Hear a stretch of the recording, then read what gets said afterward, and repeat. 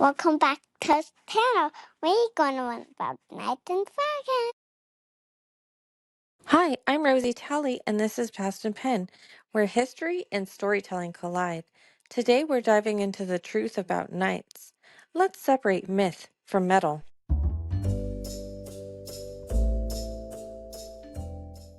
The crowd held its breath. Two horses charged at full speed, hoofs pounding like thunder. On one was a young knight, armor clinking with every bounce, a wooden lance aimed straight ahead. The other, a much older, tougher opponent. Then crack! The young knight's lance exploded into splinters as it slammed into the other man's shield. The older knight flew off his horse, landing in the dirt with a thud and a puff of dust.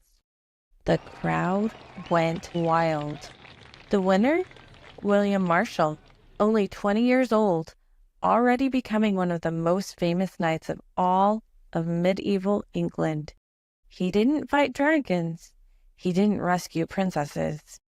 But he did survive sword fights, castle battles, and over 500 tournaments. Legendary, right? But here's the thing. Being a knight wasn't all shiny armor and heroic quests. It was bruises, boredom, bad food, and battles you didn't always want to be in. Today we're digging into the truth about knights, the battles they really fought, the armor they actually wore, and why you probably wouldn't want to be one, even if it meant swinging a sword. The word knight brings to mind noble heroes, daring quests, and sword fights at sunset. But being a knight in the Middle Ages, roughly between the years 500 and 1500, was more like being a well-trained soldier who followed a strict code called chivalry. Knights served kings and lords, protected castles, and fought in wars. They were trained from the time they were kids, often starting as pages at the age of 7, then squires in their teens, before finally becoming knights.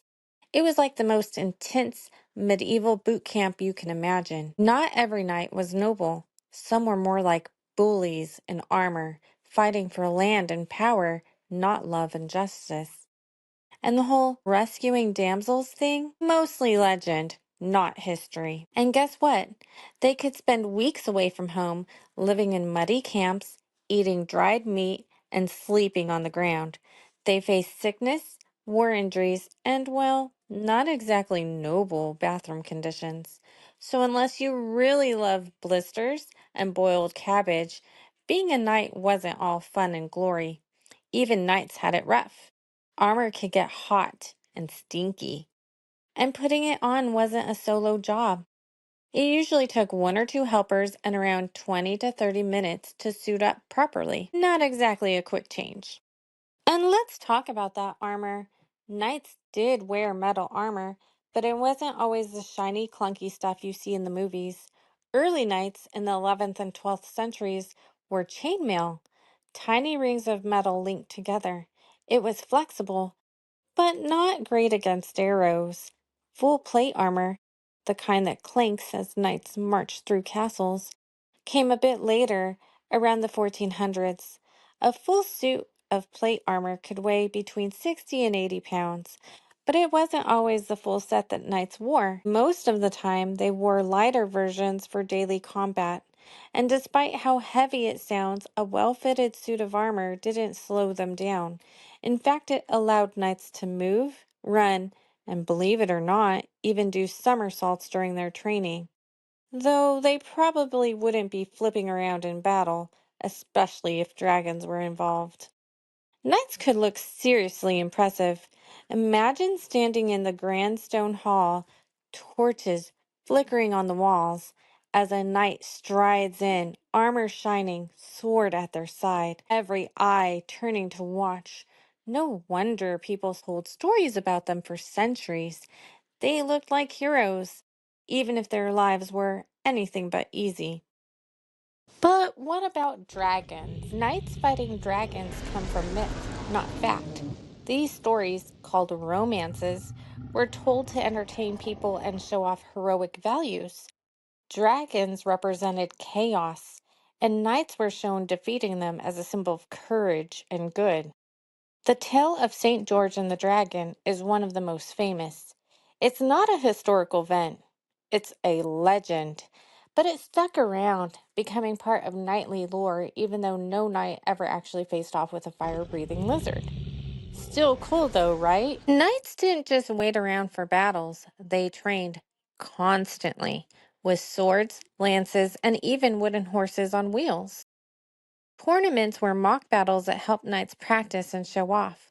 They included jousting and melee combat. These real events could be super dangerous. So, yeah, it wasn't all honor and glory. Sometimes it was broken bones and bruises. Knights didn't just show off at tournaments, they were real warriors who fought in dangerous wars. Some knights joined the Crusades, traveling hundreds of miles to fight in battles far from home. Others defended their kingdoms during wars like the Hundred Years' War between England and France. These battles weren't like movie sword fights, they were muddy, brutal, and chaotic. Archers, crossbow bolts, and even disease made battlefields terrifying. So, what is the truth? The truth is, knights were trained warriors who served powerful people and fought real battles. They wore armor, followed the rules, and lived during a time when life was tough and loyalty mattered. The myth is that they were dragon fighting, princess saving, perfectly polished superheroes. That part came later, in the stories we still love today. And guess what? That's okay. Stories and legends shape how we remember history. But knowing what's true helps us to imagine it even better. Let's arm ourselves with some legendary tales. Here's your reading list for today's episode. You Wouldn't Want to Be a Medieval Knight by Fiona MacDonald. A fun and kind of gross look at the real dangers of knighthood. Knightology, a true account of the most valiant knights by Dugald Steer, a beautifully illustrated book full of knight facts and fantasy. The Making of a Knight by Patrick O'Brien. It's a picture book that shows how a boy becomes a knight. And there's even more books on my website and in the show notes, so take a look at those options too.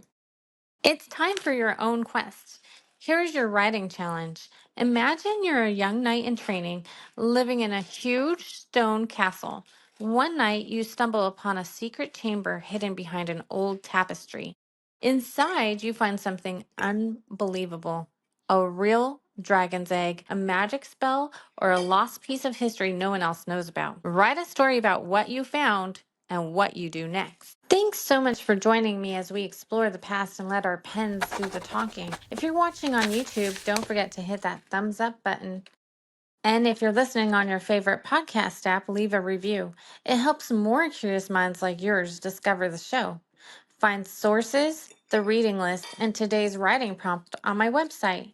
The link's in the show notes. And hey, if you know someone who would enjoy this, share it with them. New episodes drop every other Tuesday at 4 p.m., so mark your sundials, set your hourglasses, or just let history repeat itself and tune in. Oh, and check out my Patreon. Starting at just $1, you'll unlock fun perks like birthday shoutouts, early access to new episodes, and even a chance to have your voice featured on the show.